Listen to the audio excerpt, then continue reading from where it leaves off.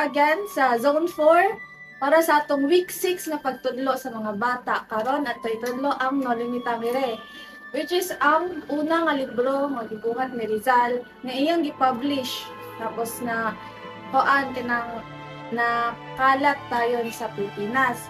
Karon ako sa ikuan ang summary sa No Limitamire. Gamay lang gyud. So ang No Limitamire kay na siya ikuan kanang ang lalaki kay si Ibarra, Crisostomo Ibarra, tapos na siya kanang kuan uyab nga si Maria Clara.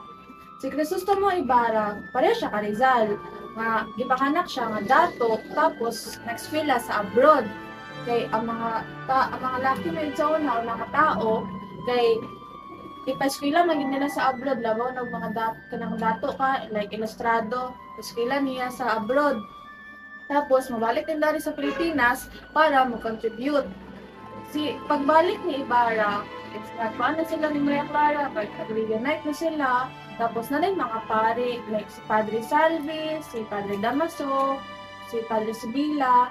So, si Padre Damaso, kay kuan siya kanang biological or tinuod na amahan ni Maria Clara.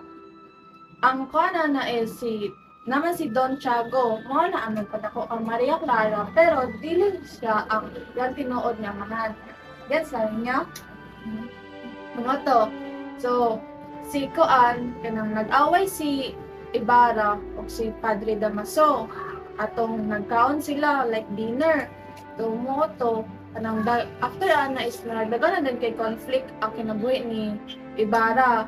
Pero, during sa conflict, napod siya mga mission of goals nga iyang gusto mabuhat or mahitabo sa Pilipinas. So during sa conflict, bisa may conflict na ang mga padre o si Ibarra, na pa siya ginabuhat like mga eskwelahan, mga kuan kanang iyahang paggamot sa laing tao, nana. So mo na siya ang ay tapos kumandayon is tong pinaka dako na gyud nga away niya sa kuan kanang mga pare papriso si Ibarra, tapos ikuan kanang dito kanang gitabangan siya sa mga rebelde.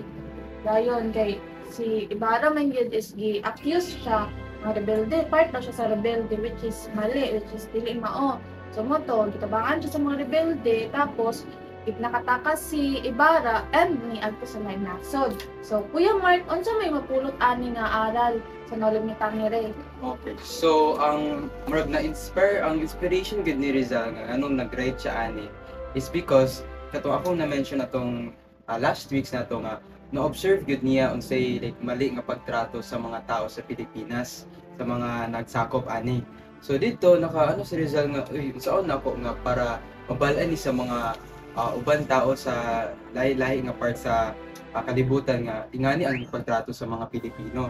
So dito dayon na ni Rizal nga kailangan nato mag-stand up sa mga injustice or mga dili sakto nga pinabuhat sa mga uban tao sa atoa. So despite ana nga challenges katong ingon ni Ate Roxanne nga gipriso si Rizal bisag walay sakto nga hinungdan.